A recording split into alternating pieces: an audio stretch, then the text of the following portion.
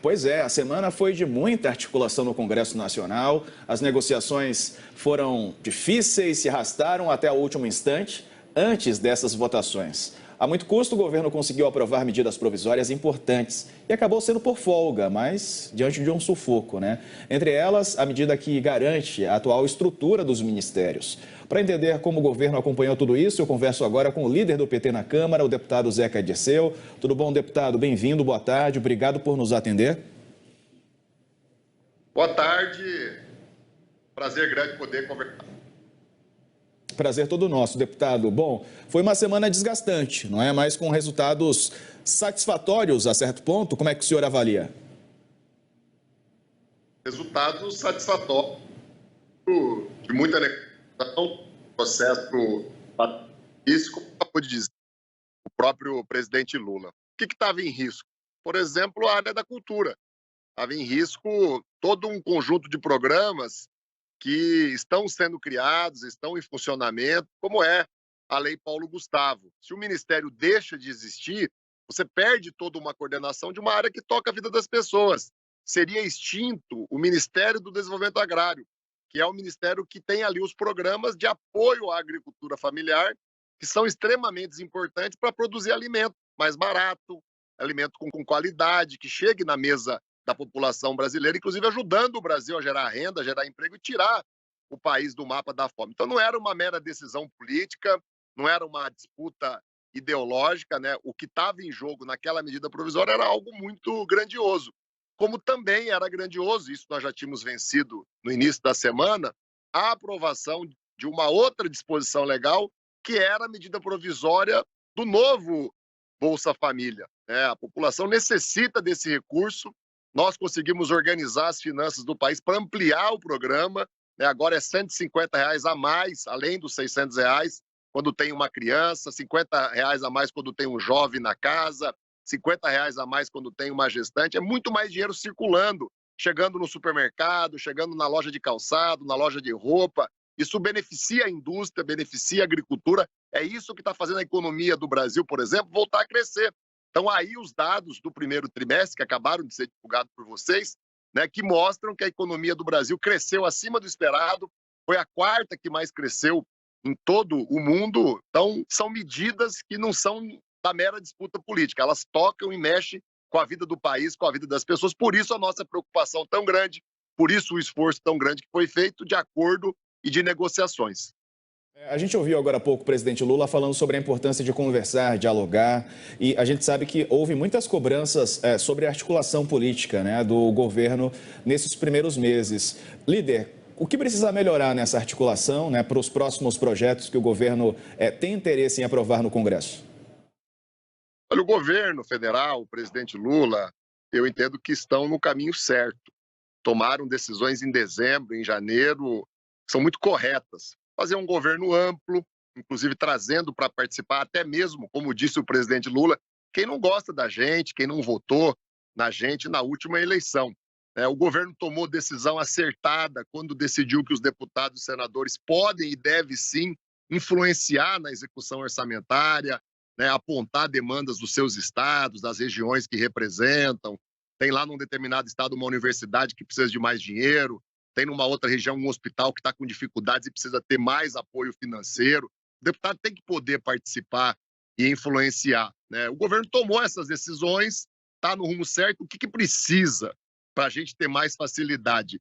Fazer essas decisões fluírem de maneira mais rápida, mais ampla e com uma previsibilidade maior. A maior crítica que eu ouço lá de outros líderes, de outros partidos, é que falta muitas vezes clareza, prazos bem definidos, né, objetivos mais claros, mas eu acho que com o tempo os demais ministros, porque isso não é uma tarefa só da articulação política, é de todos os ministros, eles vão entendendo esse processo e vão ajudar aí o governo a avançar mais. Essa maneira de negociação, né? A gente viu o presidente da Câmara, por exemplo, Arthur Lira, até o último instante ali, querendo uma reunião presencial com o presidente Lula. Essa cobrança pelo pagamento de emendas, alguns atribuem a isso um comportamento que classificam como chantagem. O senhor concorda, discorda? Como é que o senhor vê tudo isso? Primeiro, a gente respeita, né, qualquer tipo de avaliação, qualquer tipo de crítica. O governo do presidente Lula, a nossa conduta lá no Congresso é muito diferente do que foram os últimos anos. Nós não somos autoritários, né? Nós não vamos tentar, na violência, no conflito, na força, impor as nossas vontades. A nossa história é de apego com a democracia. O presidente Lula tem defendido, né, o respeito por quem é e pensa diferente de cada um de nós, e as coisas se constroem com negociação, com diálogo, com entendimento. É isso até que vai dar ao país, né, harmonia, estabilidade.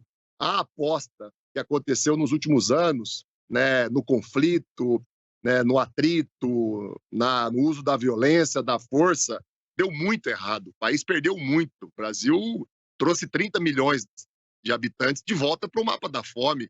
O Brasil, em 2019, 2020, 2021, bateu recordes de desemprego. A população viu, nos últimos anos, seu poder de compra ser corroído, porque o salário deixou de ser reajustado acima da inflação.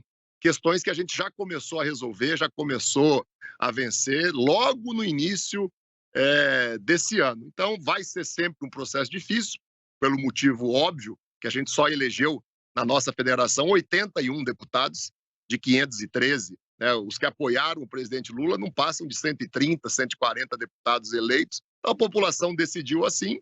Não fomos nós que escolhemos esse modelo de governo, e agora a gente vai ter que, né, passar apurado, mas administrar e conseguir as vitórias. O importante é que, ao longo desses últimos meses, o governo teve várias vitórias que não são vitórias só do governo. Como eu falei, são vitórias para aprovar programas como Mais Médicos, a volta do Minha Casa Minha Vida, né, as políticas de reajuste do salário mínimo acima da inflação, o apoio ao pequeno e médio empresário, o apoio ao pequeno e médio agricultor. São esses temas que a gente está debatendo lá no Congresso Nacional. No Congresso, falando em Câmara, como é que está o relacionamento do presidente Lula com o presidente da Câmara, Arthur Lira? A gente sabe que o Congresso ganhou um poder enorme aí nos últimos 4 anos do governo Bolsonaro e mantém esse poder agora para o governo Lula. Como é que está a relação entre os dois? Se dedica, eu me esforço para tentar fazer aí um meio-campo, né? Ouvindo o presidente Arthur Lira, muitas vezes o presidente não fala apenas, ele está lá junto com os outros líderes dos outros partidos que representam bancadas muito numerosas, né? E a gente tenta levar essa mensagem para o governo, a gente tenta fazer chegar, né, essa mensagem ao presidente Lula. O presidente Lula é uma pessoa que tem muita capacidade de articulação, tanto é que pegou o telefone, como já tinha feito outras vezes, ligou para o presidente da Câmara, fez um apelo e acabou dando certo. Agora, essa vitória, ela não pode ser compreendida como um fim em si mesmo. O governo vai ter que continuar melhorando em muito a sua articulação política se quiser ter outras vitórias aí nas próximas semanas. Inclusive, nós vamos votar coisas importantes. Está para votar ainda o Mais Médicos, o Minha Casa Minha Vida, ou seja, quem está nos assistindo e está pagando aluguel, poderia estar pagando a parcela da sua própria casa dentro da lógica do Minha Casa Minha Vida. Então, torçam por nós aí, nos ajudem, né? Eu acho que hoje a população pode participar mais, né? Mandando uma mensagem para um deputado, para um senador, fazendo um apelo que as diferenças políticas não prejudiquem, né, programas, ações de governo. E o Minha Casa Minha Vida é um grande exemplo que a população necessita, tanto para quem quer sair do aluguel, como também para quem quer arrumar um emprego, né? Porque a construção civil, quando Minha Casa Minha Vida começar a construir, como a gente já fez no passado, 1 milhão de casas, 2 milhões de casas por ano, né? A construção civil se aquece, isso gera emprego, gera renda, movimenta todas as regiões do país e as pessoas estão precisando de emprego. A votação vai ser uma negociação, não é, líder? Quer dizer, é preciso convencer o Centrão, convencer os deputados que não fazem parte da base a cada votação. E é claro que tudo isso depende, como o senhor falou aí, de muita articulação, né? Exatamente, né? Nós temos feito um apelo também a cada um dos ministros, né? Quando forem aos estados, conversem com os deputados, avisem as bancadas estaduais antes, para que quando o governo for criar algum programa, for tomar alguma medida nova, que avise o Congresso com antecedência. Em um momento ou outro, esse cuidado não houve ao longo dos últimos meses, isso gera atrito, isso gera insatisfação, e depois a gente tem que ficar lá apagando incêndio, né, socorrendo o governo no prazo do último dia da votação, como aconteceu nessa medida provisória da estruturação dos ministérios, que, como eu disse, estaria extinguindo aí ministérios que jamais poderiam ser extinguidos, porque eles mexem e tocam a vida das pessoas no dia a dia do país.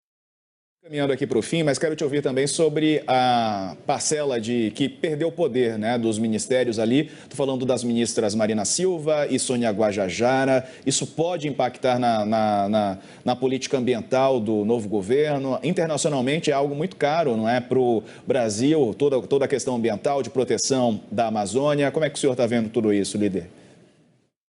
Primeiro, esclarecer, a quem tem preocupações na temática ambiental, a quem tem preocupações na questão indígena, que o meu posicionamento, o posicionamento da nossa bancada da federação, do PT, do PCdoB e do PV, foi sempre contrário às mudanças que acabaram ocorrendo. Se eu tivesse no lugar das ministras, eu também teria brigado, lutado para não perder as atribuições. Mas quero, ao mesmo tempo, tranquilizar as pessoas que ficaram preocupadas, né?